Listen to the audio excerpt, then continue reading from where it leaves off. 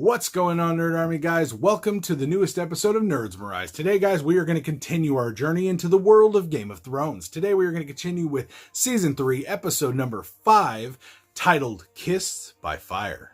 So, guys, without further ado, let's get right into this episode. So, we start off with the Hound going into one-on-one combat for the trial by combat to end his fucking life for killing those children and killing Arya's friend, the baker's boy. Now, they start going at it. Now, the reason that the Hound is fucking freaked out in this episode is because right as the fight is about to start, his opponent cuts his hand open and then uses his blood to light his fucking sword on fire. And the Hound, as we know, is terrified of fire. So this is a one-sided fight at first. The Hound is more scared of the fire and scared of the sword than he is even focusing on killing his opponent. But in the end, the Hound is ultimately able to run his sword directly through this motherfucker, breaks his sword right through it, and goes right into his shoulder, killing this asshole. He falls to the floor. The Hound's alive. Arya's pissed because he was supposed to die. Arya grabs a sword and grabs her needle and just starts jumping over motherfuckers to go stab the Hound. Ultimately, she is caught, stopped, and the Hound laughs it off. But Arya is fucking furious. And she's like, I hope you burn in hell. And then the man that she just watched get killed by the Hound answers back and says, don't worry, he will, just not today. And he's fine. The Lord of Light and the priest chanting whatever the fuck he chanted just saved his life and brought him back to life. He is not dead. All he's got is a brand new scar to rock. What the hell? So a lot of the wildlings still don't trust Jon. They think he's still a crow. And so they're asking, what are the defenses on the wall? Where are the 3 castles? So he names off Castle Black and the other 2 castles. And the guy's like, all right, we'll see how many it is. And he's like, how many people are there? He's all usually about 1,000 soldiers. And he's like, you're fucking lying to me. You're fucking lying to me. I'll fucking handle it. And like his lady's coming to his aid. But the fact is that they still don't trust Jon. So he's all, we'll see. We'll see if you're telling the truth. Don't fucking lie to me, man. I like you, but don't lie to me. And so Jon is not everyone's favorite person, but he's an honest guy. Ygritte lures Jon into a cave right after this whole situation by stealing his sword, runs into this cave, and she said, you're really a crow? They still think you're a crow, but let me see if you're really a crow. You took an oath to not touch a woman. And she starts undressing, gets completely butt naked. She's like, I want you to see me like this with nothing on. And he's like, maybe we shouldn't. And she's like, no, we should. So they start going at it. They start boning. Jon, as he's kissing down her body, he kisses her hoo-ha, and none of these other motherfuckers touch no hoo-has or go down on no hoo-has. So she's like, freaking out like right away. Then we get flashed to them right after they had sex. Jon's laying there. She's like, I really like what you did down there. He's like, I just wanted to kiss you down there. This is awkward. She asked him, have you been with anyone else? He's like, no, there really has never been anyone else. I don't know where I learned that. I was kind of making shit up as I go. And she's like, oh, well, I've been with this guy. He had fiery red hair like me. And I built this other motherfucker who's built like a fucking brick wall. And Jon's like, I don't need to hear this shit. I don't want to hear these motherfuckers. Don't tell me.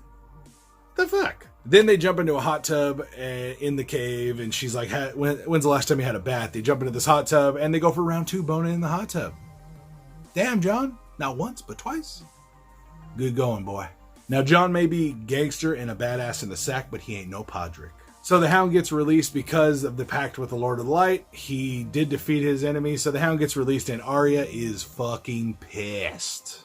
So Jaime and Brienne are delivered to Lord Bugden, and they are just happy to see someone they recognize. Jaime gets off, and Lord Bugden tells him, like, I gotta tell you something bad that happened, or I gotta tell you what happened about King's Landing you haven't heard. And he's playing it off like something bad happened. He's like, your sister is very healthy and fine, and she's okay. Your father's forces took off Stannis and just fucked his ass up. So King's Landing's still your guys'. Your father came to the rescue, and your sister's just fine. As he tells him this, Jaime drops to his knees, and he's like, Kingslayer is not good. Sir Jaime is not good. You need to get him to see our maester.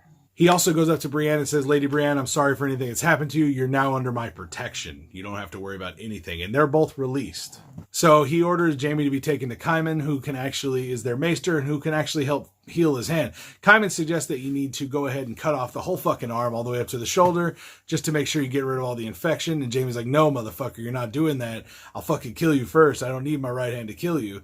And he chokes this motherfucker. And then he's like, all right, I can actually just cut it up to the elbow. He's like, no, you're not doing anything. So he's like, you know what? I'll just clean off all the dead skin and then I'll boil it in wine to see if we can kill the infection. And Jaime's like, fuck it. And he's like, fine, here's the milk of the poppy. You're going to need something for the pain. Jaime's like, I don't need shit. No milk of the poppy, bitch. He's all, well, it's going to hurt a lot. He's all, I'm going to fucking scream really loud then. Go ahead, motherfucker, do it. And he starts just cutting away with scissors, cutting off the dead skin and shit. And Jaime's like, wah! Just freaking the fuck out. Okay, so Cersei meets with Littlefinger and she tells him, you know what, motherfucker, before you leave this fucking city, you need to find out what the fuck the Tyrells are up to. You need to make sure these motherfuckers aren't coming after me, my crown, my kids, whatever the fuck. You need to find out their intentions before you leave. And he's like, oh, I'll do my best. She's like, no, motherfucker, you will find out and you will do better than you did last time. Like basically threatening the shit out of Littlefinger. And he's just like, yes, ma'am. Tyrion meets with Grandma Tyrell and he actually convinces her to pay for half the wedding because they're broke and they owe money to fucking everybody. And he's like bringing it up to her. And she's like, fine, you know what, motherfucker, whatever, you stingy ass Lannisters, we'll pay for half the wedding. You happy? Okay, peace up, A-Town down. Fuck you. So Arya goes and sees Gendry. Gendry tells her that he is going to stay and be a blacksmith for the Brotherhood, that these guys are great people and they're family to each other. And it's not like they're going to rule or be ruled by some motherfucker. They are family. And she's like, I could be your family. I could have been your family. He's like, no, one day you may be my lady. Oh, Gendry, you cocky little bastard. So Lord Karstark runs in and kills the two Lannister boys that are in Robb's protection and being held in a cell by Robb. Murders these two kids. So this pisses the king off. Pisses Robb the fuck off. So Robb has the boys laid out on the floor in the throne room right there. And he's like, you know what? Bring that motherfucker in here. Bring them all in there. Him and 4 of his other dudes. He's also took 5 of you motherfuckers to kill 2 little boys. Pieces of shit. Hang them all. And then everyone's trying to convince him not to kill the Lord, because if you kill the Lord, all of his men are just going to abandon you and they're not going to fight for you if you murder their Lord. And Robb's just like thinking about it. And then he's like, you know what? Fuck this. Next morning starts. This dude, he's like, he walks up to him and he's all, you're being killed for murder. And so he's like, all right, lay your fucking head down. He's all, you got any last words? He's all, just fucking cut my head off. And so he's like, all right. And he's like, talking shit. And so he basically talks shit to Robb. Robb gets heated, grabs a sword and lops this motherfucker's head off in front of everybody. And I'm just like, yes, do it, Robb. Fuck those guys. Arya talks to the priest and finds out she's going to get sold to Robb in the morning, that they're going to head over to where her brother is and they're going to sell her for gold, because they need gold for the Brotherhood to survive and to continue on what they're doing. They need some gold. So they're going to sell Arya to Robb, get their gold, and go the fuck on. The man that was actually killed also walks in and sits down next to the priest, and they explain that the Lord of Light and the priest, the words that the priest says, bringing the Lord of Light healing factor into him, has healed this guy 6 fucking times. Okay, he's been stabbed with a lance by the Mountain. So the Mountain was his first death, and his 6th death was the Hound, his brother. So he's like, I've got killed by that family twice. You'd think I'd fucking learn. Stannis finally meets up with his wife, returns home, up with his wife, and she tells him, you know what, like, Lady Melisandre came and told me everything, including the fact that you fucked her, and that's fine. Anything in service of the Lord of Light is not breaking any vows. And so she's just brainwashed with this fucking religious shit, saying that her husband can go fuck whoever he wants as long as it's in service of the Lord of Light and she can provide sons. Then she turns around and walks around the corner to see these 3 giant fucking green jars, okay? And inside these jars are her 3 sons that have died, that her sons cannot survive, and they've never survived. He's only able to have daughters. Stannis has had a daughter that survived, but the 3 sons are all dead. And this bitch keeps the dead babies in jars. What the fuck is going on? When I saw this, I was like, this crazy fucking cunt.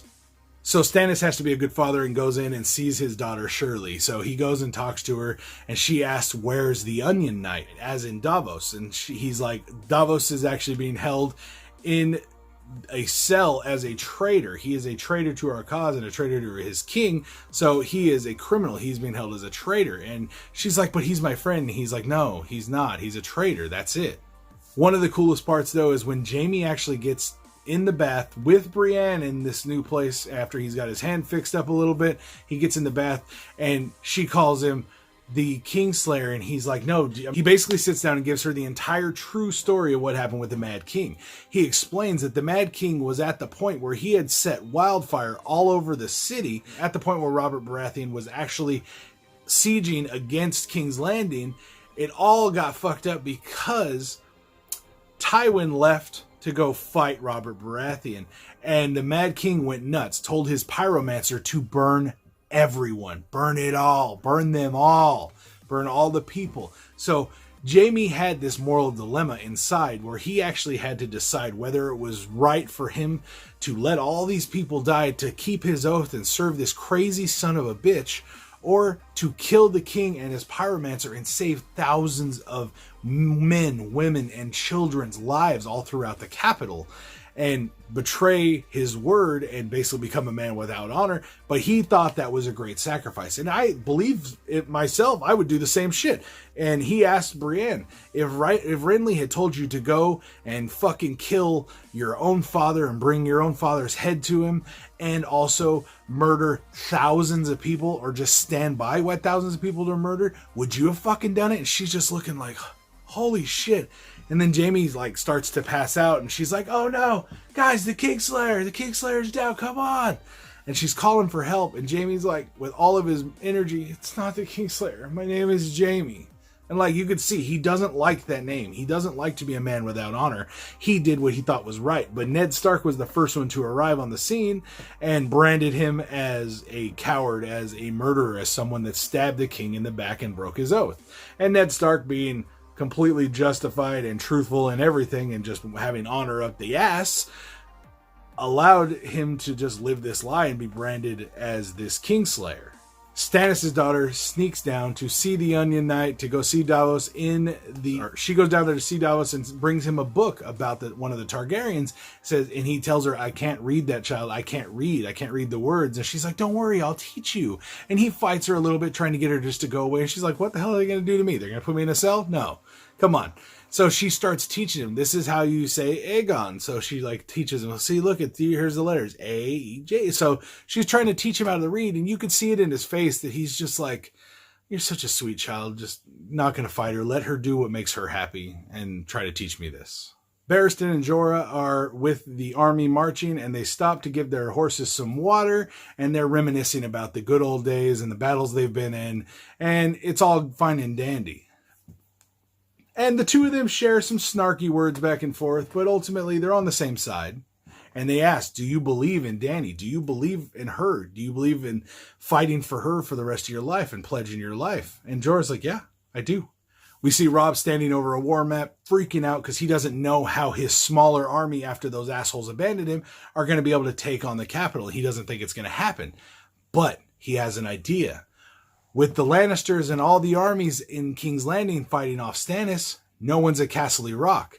So he's like, I'm going to go take the Lannisters home from them, right under their fucking noses.